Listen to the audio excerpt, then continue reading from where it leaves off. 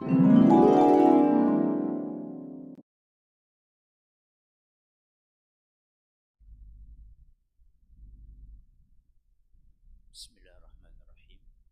Assalamualaikum warahmatullahi wabarakatuh. Alhamdulillahi rabbil alamin. Wa bihi nasta'inu ala umuri dunya waddin. Wa sallallahu ala nabiyyina wa sayyidina Muhammadin wa ala alihi wa sahbihi ajma'in. Amma ba'd. Kita panjatkan puja dan puji syukur kehadirat Allah Subhanahu wa taala. Pada kesempatan Rabu malam Kamis yang berbahagia kali ini, tanggal 17 Jumadah Tsaniyah 1446 Hijriah atau yang bertepatan dengan tanggal 18 Desember 2024, kita masih kembali diberi kekuatan, kesehatan, hidayah serta taufik dari Allah Jalla wa'ala, sehingga kita bisa kembali menghadiri pengajian rutin tafsir Al-Quran di Masjid Agung Darussalam Purbalingga. Kita berharap semoga Allah Subhanahu wa ta'ala berkenan untuk melimpahkan kepada kita semuanya ilmu yang bermanfaat, sehingga bisa kita amalkan sebagai bekal untuk menghadap kepada Allah Jalla wa'ala. Allahumma amin. Salawat dan salam semoga senantiasa tercurahkan kepada junjungan kita Nabi Agung Muhammad sallallahu alaihi wasallam, kepada keluarganya, sahabatnya dan umatnya yang setia mengikuti tuntunannya hingga di akhir nanti. Seperti biasanya, sebelum kita mengawali pengajian malam hari ini, kita akan membaca sebagian dari ayat-ayat yang termaktub di dalam surat At-Takwir. Semoga Allah Subhanahu wa ta'ala memberkahi majelis kita. A'udzu billahi minasy syaithanir rajim.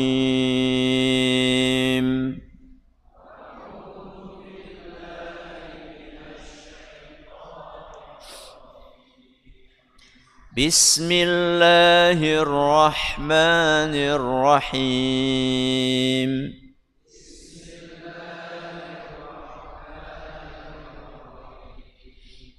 Idza asy-syamsu kuwirat wa idza an-nujumu kadarat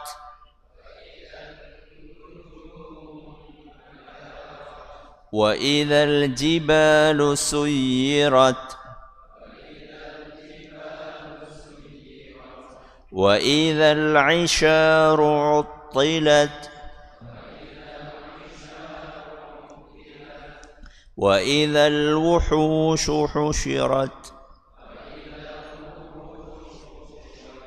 wa idzal biharu sujjirat wa idzan nufusu zuwijat wa idzal mau'udatu su'ilat bi ayyi dhanbin qutilat wa idza as-suhufu nushirat wa idza as-samaa'u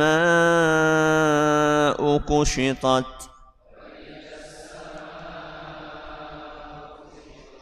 wa idzal jahimu su'irat wa idzal jannatu uzlifat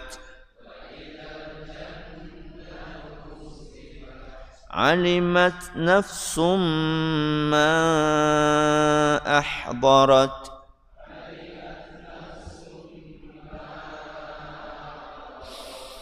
Para hadirin dan hadirat sekalian dan juga segenap pendengar serta pemirsa rahimani wa rahimakumullah. Pada pertemuan yang lalu kita telah membahas ayat yang ketiga dari surat nopo? At-Takwir. Ayat yang pertama bunyinya nopo? Idza syamsu kuwirat. Apabila matahari digulung. Berarti membicarakan tentang matahari. Terus ayat kedua apa? Wa idzan nujumu kadarat. Apabila bintang-bintang berjatuhan. Berarti membahas tentang bintang. Ayat yang ketiga kemarin apa? Wa idzal jibalu suyirat. Apabila gunung-gunung digerakkan. Berarti bahas tentang apa? Gunung. Matahari benda mati. Bintang benda mati. Gunung benda mati.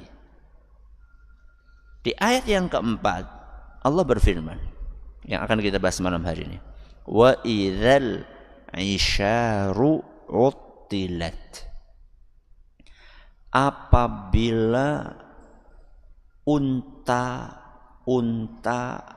bunting ditinggalkan.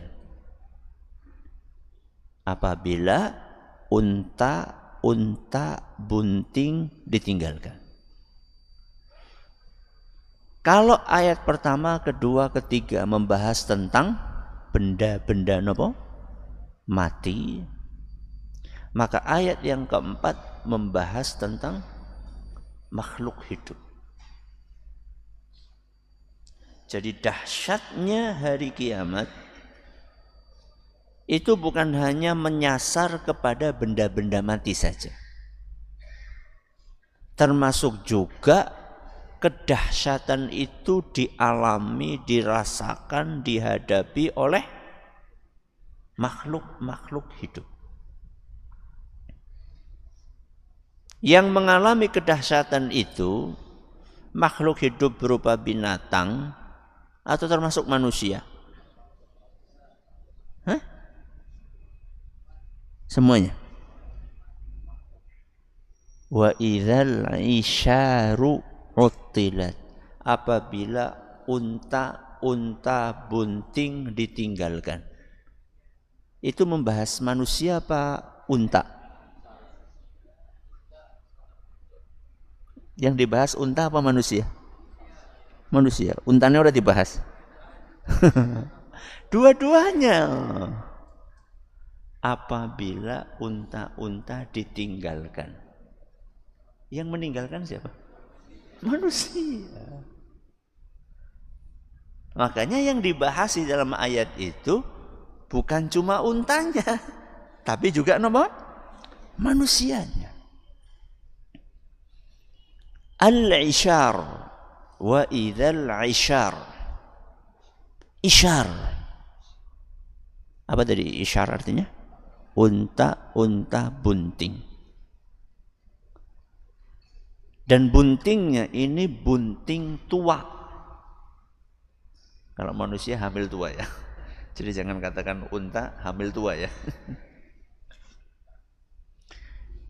Bunting apa? Tua. Dari mana kita tahunya itu bunting tua? Dari kata isyar. Isyar itu satu akar kata dengan asyarah. Asyarah itu artinya 10. Berarti isyar itu bunting 10 bulan. Begitu kata mayoritas ahli tafsir. Berarti 10 bulan itu hamil tua, hamil. Bunting tua apa bunting muda? Tua. Emang lahirannya kapan? Enggak sama loh kayak manusia. Unta sama manusia beda. Kalau unta itu biasanya bersalin, kok bersalin? Lahiran? Ya. Berapa bulan? Orang sing duwe unta sih ya, jadi orang ngerti ya. Sapi, kalau sapi berapa sapi? Orang sing duwe sapi, ya Allah. Unta itu dalam beberapa referensi disebutkan lahirannya di usia 13 bulan. Di usia apa? 13 bulan. Unta yang lagi bunting 10 bulan itu adalah harta, salah satu harta yang paling mahal. Salah satu apa? Harta yang paling mahal. Kenapa? Karena untanya sendiri sudah prestisius. Apalagi unta bunting, apalagi bunting tua. Karena unta itu adalah salah satu hewan yang bisa dimanfaatkan dari banyak aspek. Jelas, aspek pertama apa? Kendaraan. Kendaraan. Tunggangan kan? Aspek yang lain apa? Angkutannya kendaraan berapa ya? Susunya. Terus apanya lagi? Dagingnya. Terus apa lagi? Apa? Air kencingnya. Ya wis ora apa-apa. Terus apa lagi? Wool. Bulunya. Itu bisa buat baju, bisa buat permadani, bisa buat selimut, bisa buat. Dan ingat, yang lagi dibahas dalam ayat ini bukan sembarang unta, tapi unta yang bunting. Berarti sebentar lagi ada anak.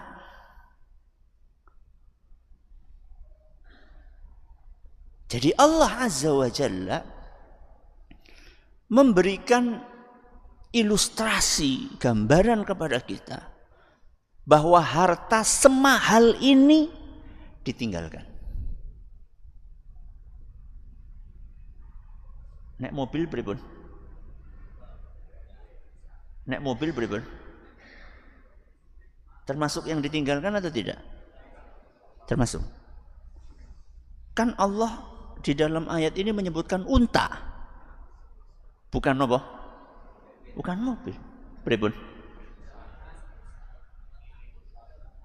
Allah menyebutkan contoh. Bukan sedang membatasi bahwa yang ditinggalkan cuma unta. Kenapa Allah kasih contohnya unta bukan mobil? Karena masyarakat saat itu ngertinya unta. Kalau dibahas jet ya orang ngerti.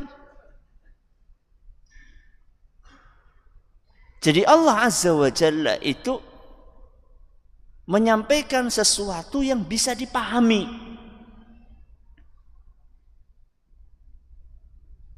Oleh masyarakat yang sedang dihadapi saat itu. Dan juga bisa kita pahami oleh masyarakat sekarang. Karena sampai sekarang pun onta masih ada. Dan para ulama kemudian menganalogikan, mengkiaskan bahwa yang ditinggalkan hari itu adalah semua jenis harta. Yang mahal apa yang murah? Yang mahal aja ditinggalkan, apalagi sendal jepit. Kira-kira kayak gue.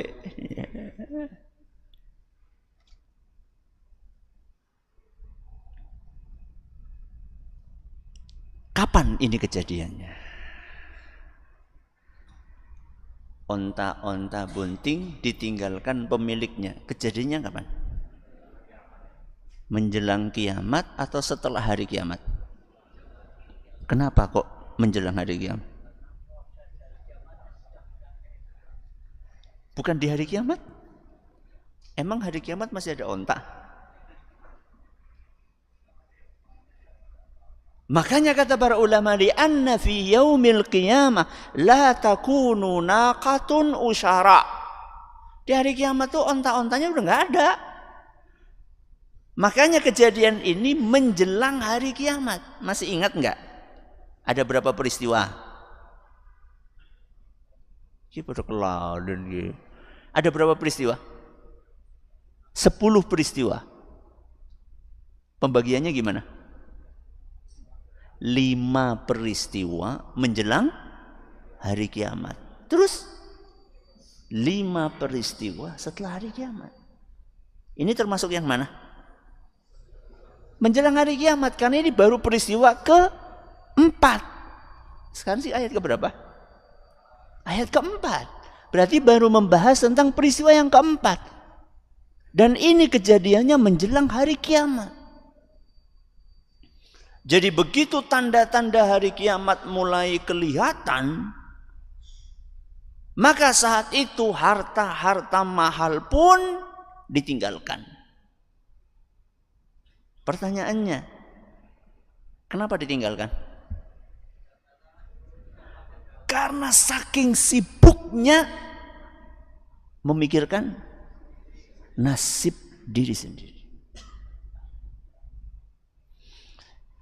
Orang itu kalau sudah takut banget, dia nggak memikirkan kecuali dirinya sendiri. Jadi kalau misalnya naudzubillahi min dzalik, ucuk-ucuk banjir bandang. Kenapa? Banjir bandang. Atau misalnya tsunami misalnya. Naudzubillahi min dzalik.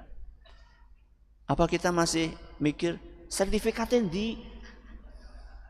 Masih mikir? Sing penting awake dewek selamat, yang penting selamat. Dan saat itu kita itu enggak tahu selamat apa enggak. Belum tahu. Karena belum proses apa? Hisab. Belum proses penimbangan amal. Belum proses melewati sirat. Belum proses dikumpulkan di padang mahsyar. Belum ada itu semua proses. Jadi saat itu hanya perasaan takut, cemas, bingung, pusing. Berusaha menyelamatkan diri sendiri. Bahkan jangankan unta, anak saja itu akan ditinggalkan. Bayi yang sangat kita sayangi saja akan dilemparkan oleh ibunya. Allah Azza wa Jalla berfirman di dalam Al-Quran, surat Al-Hajj. Surat apa? Al-Hajj. Ayat 2. Ayat benten 2. Apa kata Allah Subhanahu wa ta'ala? Yauma tarawnaha tadhalu kullu murdi'atin amma arda'at. Pada hari itu, hari apa? Hari kiamat. Tadhalu kullu murdi'atin amma arda'at. Ibu-ibu yang sedang menyusui bayinya akan mengabaikan bayinya sendiri. Enggak memikirkan bayinya seperti apa. Padahal hari ini nih, kalau ada peristiwa kayak tadi itu tsunami, ada banjir, ada kebakaran hebat, ibu itu masih mikirin bayinya enggak? Masih. Bahkan ibu itu rela untuk melindungi bayinya, menyelamatkan bayinya. Makanya pas lagi peristiwa nopo Merapi, ya Merapi nopo erupsi meledak, itu setelah selesai ditemukan ada ibu-ibu yang nopo yang meluk anaknya.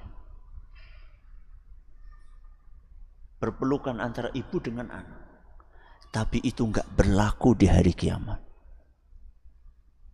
Enggak. Saking nopo nih?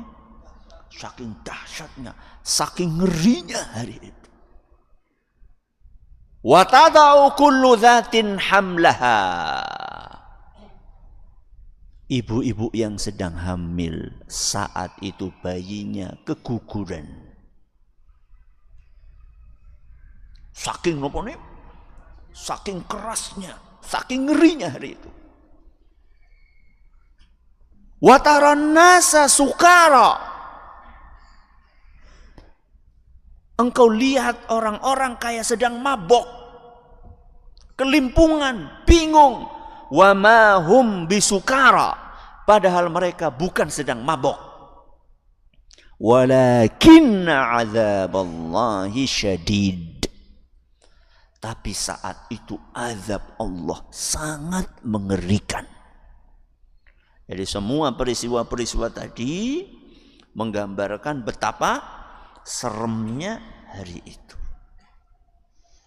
Wa idzal 'isyaru 'uttilat. Pada hari itu unta-unta bunting diapain? Ditinggalkan. Berarti enggak ada yang mungut ya? Enggak ada yang mungut. Enggak ada. Enggak kepikiran. Saat itu kepemilikan musnah. Kenapa? Kepemilikan musnah. Karena setiap orang yang memiliki meninggalkan miliknya. Rumah, apa lagi? Mobil, apa lagi? Apa? Istri, anak, perusahaan, terus sawah, ya. HP, apa maning HP? Ya. Apa kata Allah Subhanahu wa taala? Al-mulku yawma idzinil haqqu lirrahman. Pada hari itu kepemilikan dan kekuasaan adalah hanya milik Allah Azza wa Jalla. Surat Al-Furqan ayat 26. Maka ya, karena apa yang kita miliki hari ini berupa harta, berupa uang, berupa sawah, berupa perhiasan, itu semuanya akan kita tinggalkan di hari kiamat. Jangan sampai gara-gara nyari itu lupa akhirat. Jangan sampai gara-gara kita sibuk ngumpulin harta, kita jadi lupa akhirat. Kenapa? Karena harta itu akan kita tinggalkan. Bahkan gak usah nunggu hari kiamat. Pas mati aja kita tinggalkan. Betul? Betul. Ada orang mati bawa motor? Tidak ada. Apalagi mobil. Kalung-kalung. Ini apa namanya? Cincin. Dibawa enggak? Maneman bu, jere anake. Ya misalnya ada ibu-ibu meninggal, terus pakai nopo? Kalung, terus cincin, terus anting, terus apa lagi? Gelang, emas itu. Apa kata anaknya? Maneman bu, mendingan gosing urip. Nggak akan dibawa. Jangankan gelang, jangankan kalung, jangankan cincin. Lawang kain kafan kita itu nggak ada sakunya. Tahu baru kain kafan keluaran baru yang ada apanya? Sakunya? Nggak ada. Arab gomadaya apa? Dompet? Nggak ada. Subhanallah. Semuanya akan kita tinggalkan. Itu padahal baru mati loh ya. Baru pas kita mati. Apalagi di hari kiamat. Yang kita tinggalkan yang halal. Harta yang halal apa yang haram? Hah? Yang akan kita tinggalkan harta-harta yang halal apa yang haram? Semuanya. Lawong harta yang halal saja kita tinggalkan. Apalagi yang haram. Pertanggungjawabannya itu berat di hari kiamat. Yang halal saja sama Allah Azza wa Jalla, pertanyaannya sangat detil. Dari mana? Terus apa? Untuk apa? Min aina iktasabahu wa fima anfaqah, kata Nabi SAW. Dari mana harta itu didapatkan dan untuk apa harta tersebut? Yang halal saja didetilkan kayak gitu.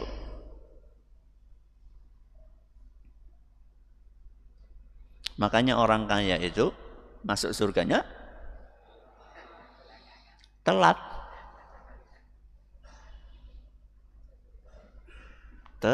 Telat.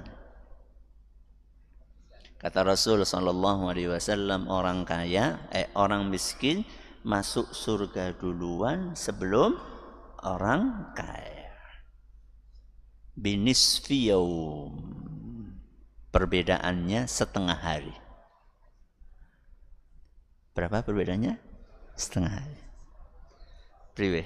Papa apa ora papa? Hah?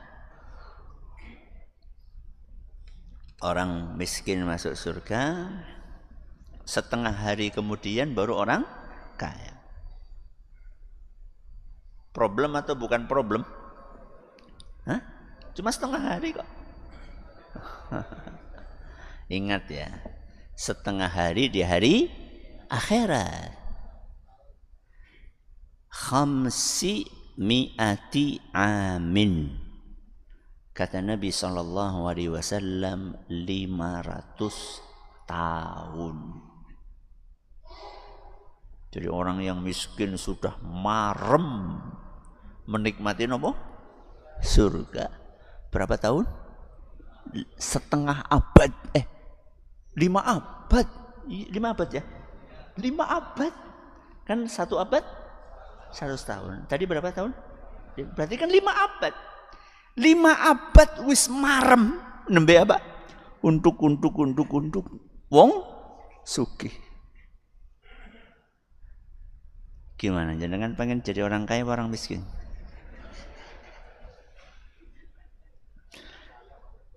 Hah? Kaya masuk surga ya telat. Jangan pengen duluan masuk surga apa belakangan masuk surga? Duluan. Berarti pengen jadi? Hah? Pengen jadi apa? Miskin apa kaya? Bingung kan? Ya. Padahal kayanya kita di dunia cuma berapa tahun? Emang ada orang umur 100 tahun sekarang? Jarang. Kita itu menikmati kekayaan kita cuma berapa tahun? 70 tahun. Itu pun belum tentu 70 tahun full. Baru 50 tahun wis roleh gula, wis roleh jeroan, wis roleh gorengan, wis roleh emping. Sudah nggak boleh ini, nggak boleh itu, nggak boleh. Berarti kita praktis dan sugih paling kan umur pira nembe mulai ini. Ya. 40. Berarti cuma 10 tahun menikmati kekayaan. Priwe? Mantap jadi orang kaya atau orang miskin? Ya. Terserah Allah. Terserah Allah. Berarti enak ya jadi orang miskin ya? Tergantung miskin sholat apa ora. Wis kere ora sholat. Sengsara dunia akhirat. Jadi kalaupun kita jadi orang miskin, jadilah miskin yang bersabar, yang soleh. Kalaupun kita jadi orang kaya, jadilah orang kaya yang bersyukur. Jadi orang kaya, walaupun hartanya halal, prosesnya lama. Apalagi yang hartanya haram. Nanti di hari kiamat, kata Rasul SAW dalam hadis yang diriwayatkan oleh Imam Muslim, taqi'ul ardu afladha kabidiha. Nanti di hari kiamat bumi akan memuntahkan isinya. Apa? Bumi akan memuntahkan isinya. Amsalal ustuwani minadz-dzahabi wal fiddah. Yang dikeluarkan oleh bumi adalah emas dan perak, gedenya setiang-tiang ini. Senopo? Setiang-tiang. Muntah keluar nopo? Emas, mak gludak, gedenya setiang. Perak gludak, gedenya setiang. Fayaji'ul qatilu fayaqulu fi hadza qataltu. Si pembunuh, si napa? Pembunuh akan berkomentar pada hari itu, gara-gara ini aku bunuh. Gara-gara harta. Wa yaji'ul qati'u fayaqul.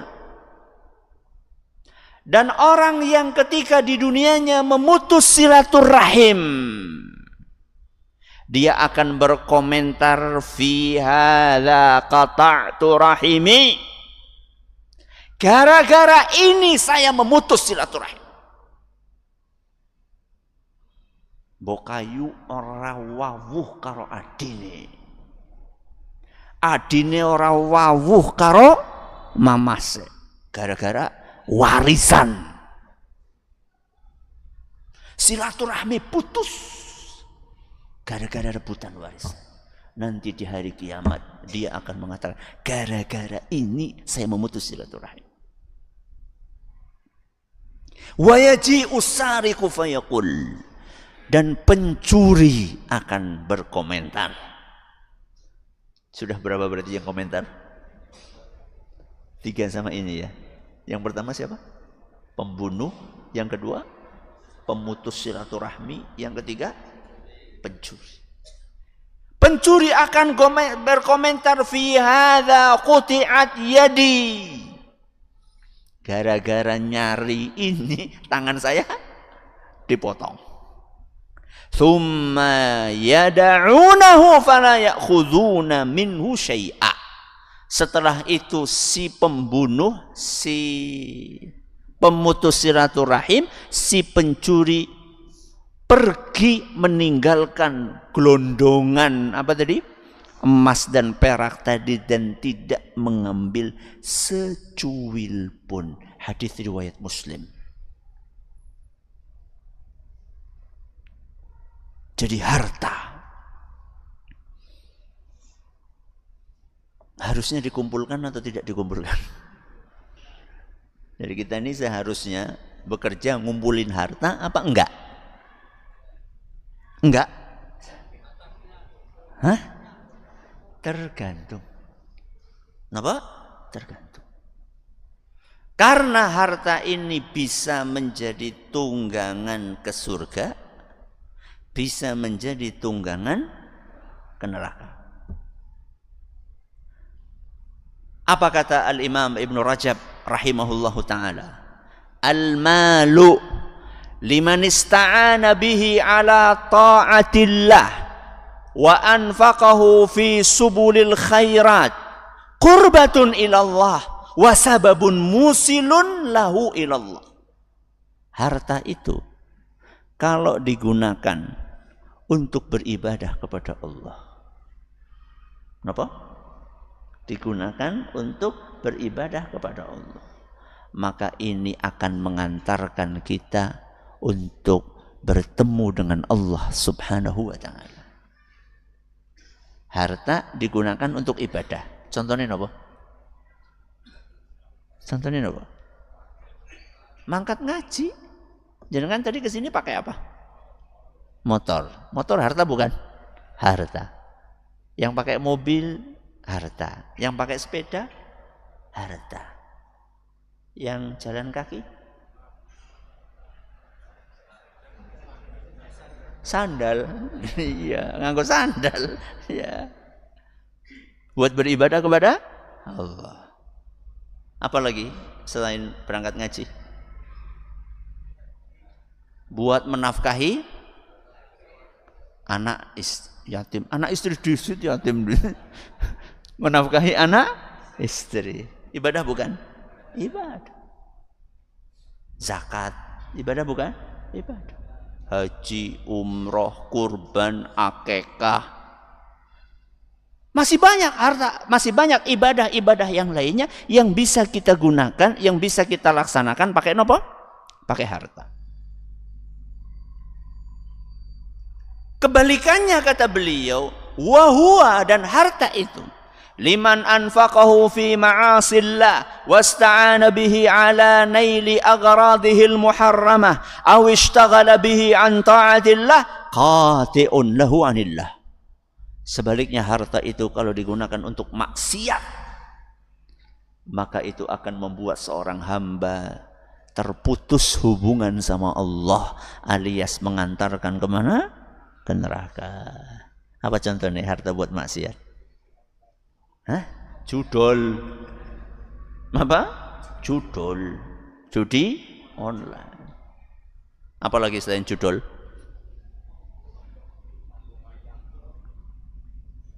Ngutangi sing ana ndoge. Alias apa? Riba.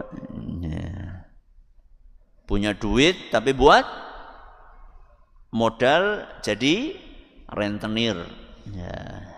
Rentenir yang terstruktur maupun rentenir yang tidak terstruktur. Rentenir itu kan ada yang terstruktur dan ada yang tidak gitu ya. Jadi kan ngerti lah maksudnya. Itu untuk berbuat maksiat kepada Allah. Untuk beli miras, untuk berzina, untuk beli togel. Atau kata beliau, awishtaghala bihi an ta'atillah. Atau harta itu membuat dia terlalaikan dari ibadah kepada Allah. Kalau tadi hartanya buat maksiat. Kalau ini hartanya membuat dia jadi lalai dari beribadah kepada Allah. Contohnya, saking sibuknya jaga toko nganti orang mangkat masjid. Bapak-bapak apa ibu-ibu? Bapak-bapak apa ibu-ibu? Yang wajib ke masjid siapa? Bapak-bapak. Saking sibuknya nunggoni manuk. Ya. Sampai enggak ke masjid. Saking sibuknya mancing. Dolanan apa? Darah. Nganti orang sholat. Hati-hati. Darah itu harta atau bukan? Harta. Burung termasuk bagian dari harta. Ternak kan atau hewan kan? Hewan piaraan. Berarti apa yang kita sampaikan tadi bahwa onta-onta itu akan ditinggalkan, itu tidak berarti bahwa kita nggak perlu untuk bekerja mengumpulkan harta, bukan. Tapi harta itu didapatkan dengan cara apa dan untuk apa.